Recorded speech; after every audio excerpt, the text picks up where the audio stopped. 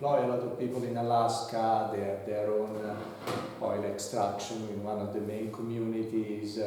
So they are present. We would love them to be, at some point, part of the solution in a way or another. Even just the skills of being there, people that have been trained to be in the cold weather, in the middle of the ocean, they would be precious to a project like that. Even just retraining to move from an industry to the other. And we could talk for hours about how much they should use the money they make to actually help climate. That's the other argument. But there's an element of them having been present there for more than 50 years and a lot of competencies in the region that would be very useful in a way or another for a project like this. And this is a big green energy opportunity. Yeah, which is why they seem to not really be very keen on that. They seem to be more keen on drilling bits of the Arctic. We don't know that. We haven't. We hope that this will be attractive. Yeah, but this comes together. There's this community use a huge amount of diesel fuel, as you can imagine, and oil for heating. So it's all dirty fuels and pollution. And what we bring here could also give renewable energy to the communities as a side effect, as an important side effect, because we need to produce energy locally to make it available for re-icing. At that stage, you give it to the village as well. Once you have maybe wind energy or something else in the region. But yeah, we'll take a little bit to get there. Yeah, thanks very much indeed. Are there any other ideas to do the same thing, but without using underwater drones? Any other kind of projects at all? Any other questions? So, I mean, the original ideas from the first paper that tried to guess, what solution we could use was from 2016. A scientist, who's one of our advisors now, so Stephen Dash. And his idea was to have buoys, 1 million or 10 million? 1 million of them, each one with their own wind turbine in the Arctic, pumping water from the top of the Arctic. Like imagine a small boat with a 5-6 meter mast producing wind energy and pumping water there. Just the cost was 500 billion a year though, or something like that, so it was a bit higher. But it was a great idea because it stimulated thinking, and I actually generated the original idea for Realize. Now somebody thinking of a solution, at some point somebody like, can I make it better? So yes, there's been people, I mean the most obvious is just pump water on top of the sea ice. But then you go and test it and you're like, we left once our pump into the hole that you've seen there, just into the hole for 15 minutes, switched off, and it took 2 hours, and the 2 Inuit guides with us to just take it out because it was completely frozen into the ice. You had to take it into the tent, use whatever, warm it up. I mean, it's really difficult to operate on top of the ice. The second question I had was, how would you produce the green hydrogen? So all onshore. Offshore is really difficult in the Arctic. So wind energy, for instance, makes sense offshore in the North Sea because it's 50 meters deep, and you can actually either build kilowatts there or anchor it to the bottom up to maybe they say 400, 500 meters. The Arctic is very deep, and plus with this type of wind that you get, I don't think offshore would be economical. So onshore wind is a solution, but funnily enough, you might think actually solar energy is another solution, because if you produce green hydrogen during the summer when you have 24 hours of sun, and maybe you can adjust the solar panel orientation because the sun might be lower, higher, then you can produce a huge amount of green hydrogen, you store it, and then you use it in the winter when we need it. But there's plenty of renewable opportunities there. Ocean energy, just a thermal exchange. Talk to scientists that say, you are in the middle of the Arctic, you have a platform to provide energy. You can actually generate energy from the differential in temperature from the air and the water. The water is a pretty much constant temperature. When you have a minus 40 outside, you can use that differential to create energy. So there's multiple ways to do it. Another one, maybe more extreme, is produce it far away in a way that it can be transported easily, and you could even ship it to the region if that was an issue. Nothing that I like, but we've been discussing with people that might have a solution that is safe and economical. And if you produce, again, solar energy in the Sahara is cheaper, of course. If you produce something renewable there and it's easy to ship to the Arctic, it doesn't create problems, that could also be another solution, in case generating locally is an issue. Sorry, I was just wondering, as you ramp this up, who would actually, you imagine, would be paying 50 billion? Where are you going to get the money from? Have you got any plans for that? Simon, do you want to take that? Sure. So it's important to note that this wouldn't be us. We're doing the research. We'd like to be part of the scaling eventually, but potentially. But it would have to be energy companies would be a part of it, engineering companies. This is an offshore ice making industry, so all of the entities that you expect to see would be there. So that the who pays question is open still. We would hope that over time you get something like the Amazon Fund would be set up for the Arctic, which governments would contribute to. But there are domestic interests. Canada's domestic interests, for instance, might encourage sponsors the support from Canadian government. There is a direct correlation to us see that's an increase in wildfires. That's a significant impact on the Canadian economy. So there are really interests there, and the Canadian government is very interested in preserving First Nation Inuit ecosystems and biodiversity in the Arctic. And there's also an argument being discussed of biocredits, so differently from carbon credits that people have been using to offset in some way that might not work, let's say that. Biocredits are just a positive contribution to nature. It could come from corporations, individuals, governments. In this specific case, a biocredit would be something like an ice credit or a cooling credit. No? You price the resorts that you want to sponsor, and companies just they're not offsetting anything, just contributing to the environment that they use in any case to produce. So that could be under the name biocredit, they put in a number of different things which are all related to biodiversity conservation, if you want. Okay. So we've got three. Yes, do you want to go first? So we've heard of different people with different interests in fossil fuel companies, governments, researchers. Why are we talking about this? It's the sort of simplicity of it, and the numbers aren't nearly as big when you put them in context. And for me, that seems like, well, why wouldn't we go for this? But what are the biggest obstacles to actually pushing this forward, getting it taken up? And what is there anything we could do, just as ordinary people living in the UK, to kind of push in that direction? So we answered some of these in terms of the difficulty of the environment, moving the conversation up to a level where people recognize the thing. There's been, let's be honest, there's been, until very recently, even in academia, a bit of let's say, an allergic reaction to all types of climate intervention.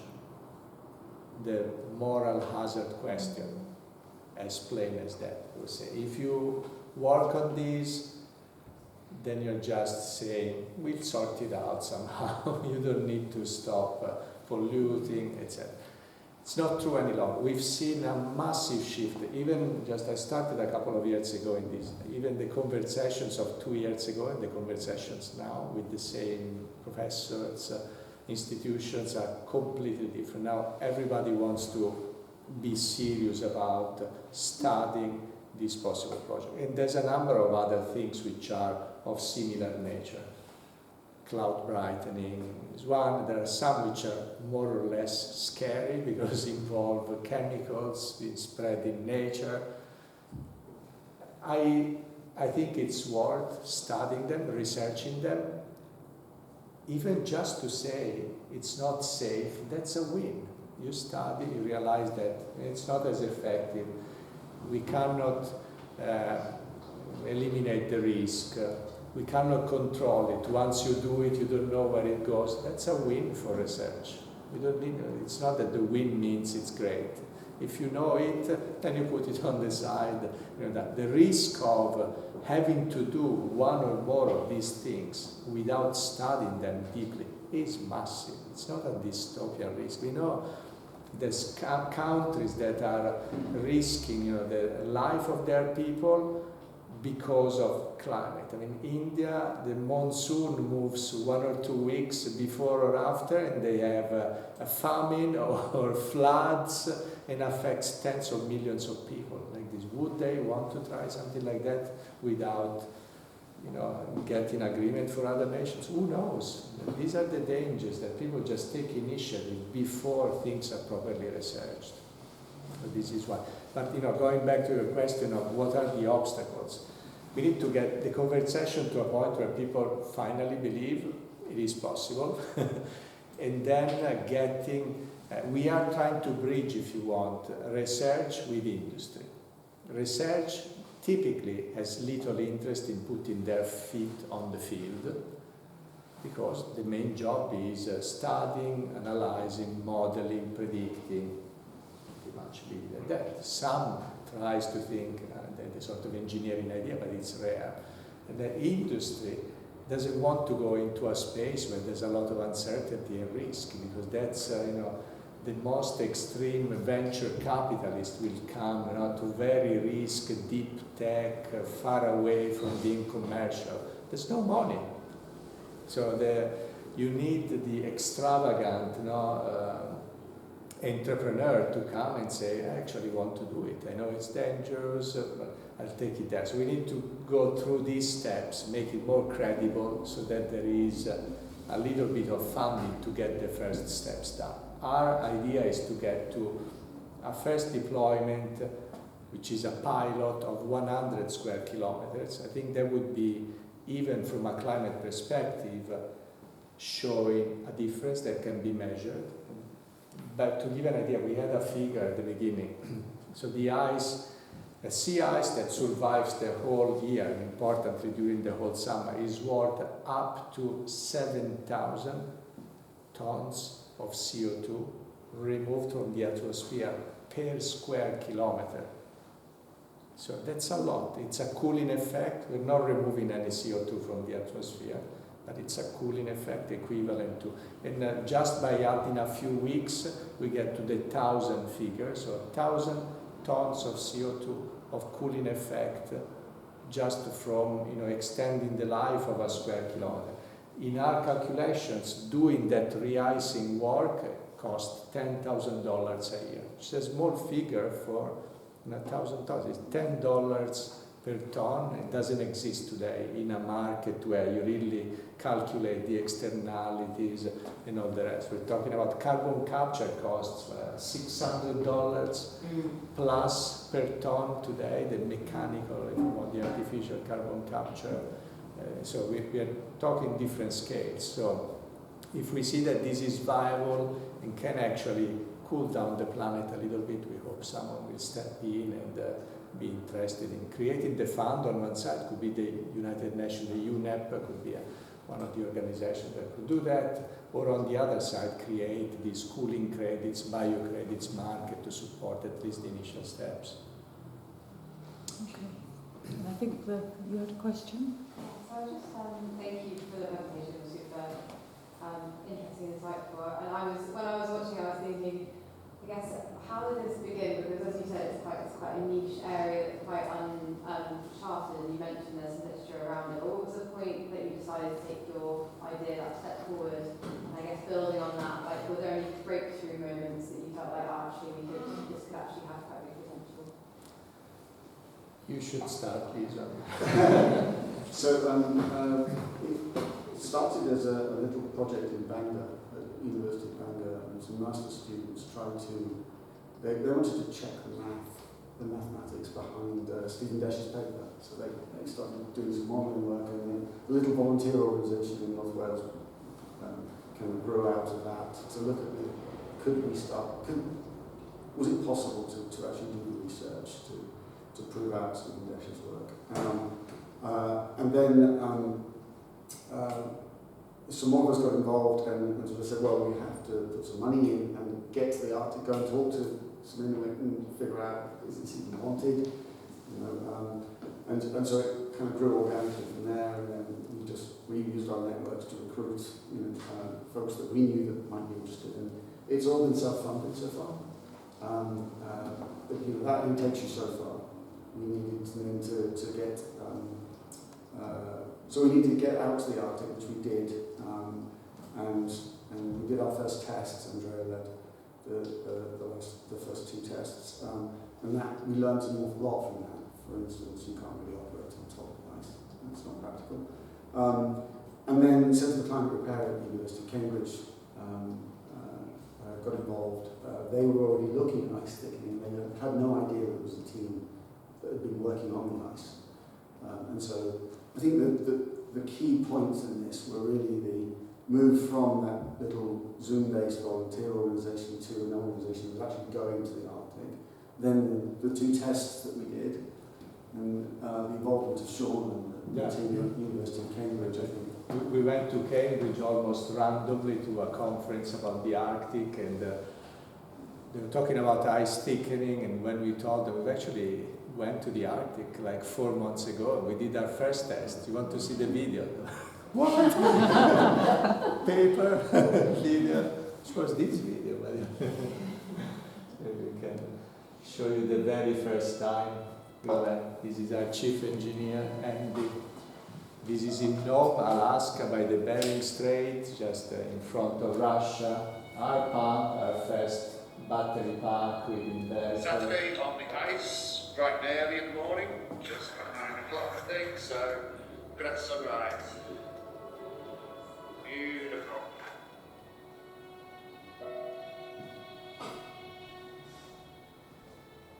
Dog visiting, sled dog, not ours. Try out our pump, just drill the hole, see how that goes.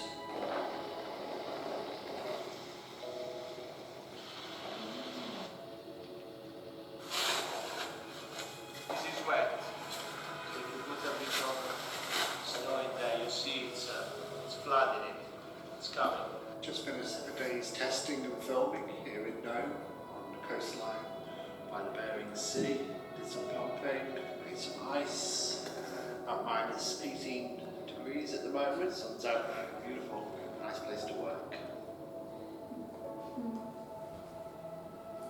So that was definitely a breakthrough moment.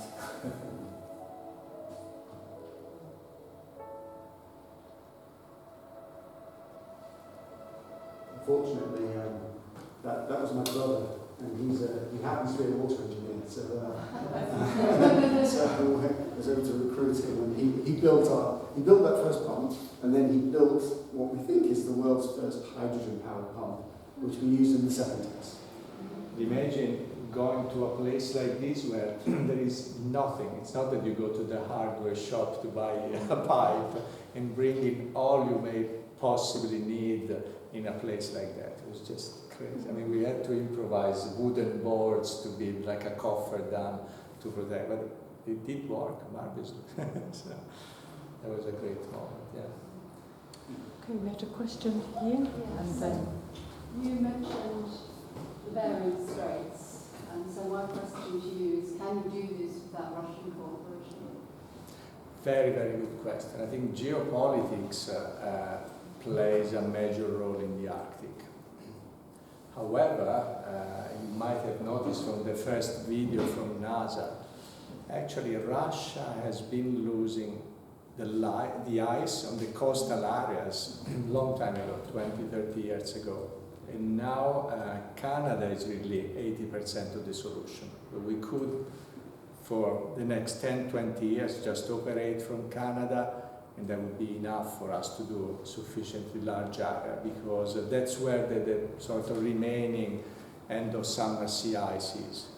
A bit of northern Greenland, little bit of Alaska, but to a lesser extent. Canada with the archipelago and all this geography is really where we need to over. So we could do without. Would it be wise? No, because it's still an ocean-wide problem. We could start and expect that the Arctic Council, when we need it, starts to function again, because obviously Russia has an important voice there, and what we read is that the Council hasn't really been operating as it used to be, after the start of the war, effectively. So that's definitely going to be an issue if the problem persists. Okay, question here? Yeah, I've got a question. Would you be able to go back to that last slide that you just had up? Sure. This might be a bit of a stupid question, but I was thinking about this. But you said you want to re-ice 1 million km square per year. Yeah. And, the goal is 100 million. No. Yeah, 100 million km? No. So imagine, re-icing 1 million square kilometer means you make that million square kilometers stronger and sort of more likely to survive the following summer. And if you're good, you actually recreate multi-year ice that survives the whole summer. So you don't need to go back to the same ice every year.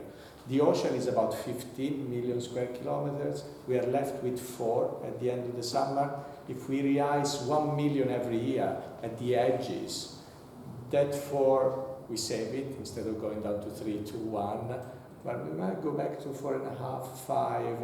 It used to be 7 to 8 million square kilometers at the end of the summer. So the objective is to get more summer ice by supporting that million square kilometer that changes every year, by strengthening that. 2 questions. Are you kind of just putting more layers on it so that it just freezes over as it? One layer at the top to thicken it up at the top with the water we pump, and then by virtue of doing that, it will grow thicker at the bottom as well. So that's the idea. Cool. My second question is, again, is it going to happen though at a rate which is faster than climate change is melting it? That's exactly the idea. Imagine if we add 70 centimeters, let's assume, because it's simpler as an argument, let's assume we operate on multi-year ice. So it's ice that survives all year round. We still have about 1 to 2 million kilometers of that. So it's maybe 2 meters of ice at the end of the summer. We re-ice it.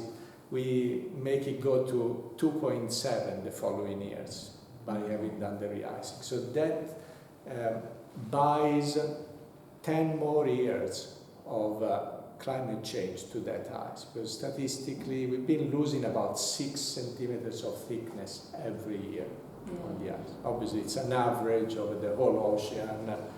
But that gives you an idea. If I add 70 to that layer for the following year, then 10, 12 years will go down again, but we don't need to go back to that piece of ice for 10 years. So that's the idea. That's good. Okay. Pat, you got a question? Yeah, you might have already answered it, but maths is not my strong point. What I was going to ask is, there's obviously a general urgency. Yeah. Is there a specific urgency in the sense that, this needs to happen, or this could, there's a certain time, presumably, that we will reach where there won't be any ice left to re-thicken? So the ice will always regrow at the beginning of winter. Okay. Like now, if we look at the pictures from the satellites, there's a little bit more ice than a week ago. No? So the risk is that we go down to almost no ice at the end of the summer. So all the ice you are left with is first-year ice, regrowing from the bare ocean, if you want. So what happens is it's not impossible then to operate, it's just more energy intensive. You need to cover a larger area, pump more water.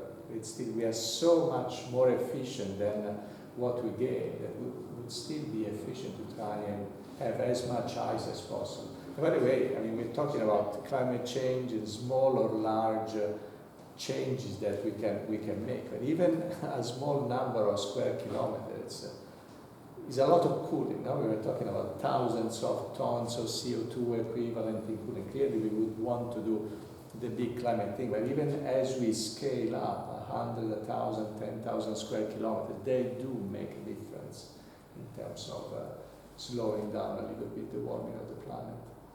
So it's always worth to try and start. We'll be more energy intensive as the planet keeps warming, because let's not forget it's baked in now. If we had net zero tomorrow, the planet would continue to warm up for a long time. Who knows to what level? So we are facing that anyway. Okay, we should probably in 5 minutes or so be wrapping up. So if I can see we've got one more question here. Just a quick addendum. Would these drones operate during the Arctic summer and the Arctic winter? So just very good question. So the best time to do the re-icing is at the beginning of the winter, when you have the first ice and typically the first snow, because it snows more on the shoulder season, beginning of winter and end of winter, because it's more humid. In the middle of winter it's so dry and cold that there's no snow. So that's the best time. But beginning of winter is a different time depending on where you are. If you are in the middle of the Arctic, beginning of winter is now, September. If you go to the northern Alaska coast, beginning of winter is December. So that's why the drones will move to chase the beginning of winter in the different regions. They cover the middle, then they move out. And what do we do at the end of winter? We do two things. One is we follow the opposite path, because we want to recreate snow where it's not there. I haven't covered that aspect, but snow, the big insulator we discussed, at the beginning of the summer becomes important again. Because you want insulation when you have the sun on top of you. So if we haven't had enough snow, we could actually go around and recreate an artificial layer. So similar pump, different power, different nozzle. You're still pumping water and you freeze it and it becomes snow. And lastly, and here we are in the summer, in the melt season. What happens when the ice melts? It's actually a phenomenon that is called melt pools form on top of the ice. As the ice starts to melt from the top, it goes from very white ice and snow to really blue, because it's liquid water. Now when it's blue, it attracts even more warmth from the sun, so it escalates the warming and the melting. If we go there with the drones again, and we're talking about maybe June, July, and we make holes, small holes in the ice, we drain the melt pools, and it goes white again. And this is again a natural phenomenon which happens. The ice starts to break a little bit, and the melt pool goes down back into the sea, goes white again, and the melting slows down a little bit, then it forms again. So you have these ebbs and flows, and we can again stimulate a little bit more survival by doing that. So there's many little interventions that we can do to actually use these drones usefully through the seasons. Okay, so just we got one there. You haven't had a question yet, and then at the back. What are your backgrounds? If you're in research? Not research, technology actually. Both of us fintech. We were colleagues. Computer science and working in the city in financial sector, so nothing to do with this. But I've always been passionate with science, environment, so I really love this stuff. And you describe this as sort of slowing a little bit the heating of the planet, so it's not the whole solution.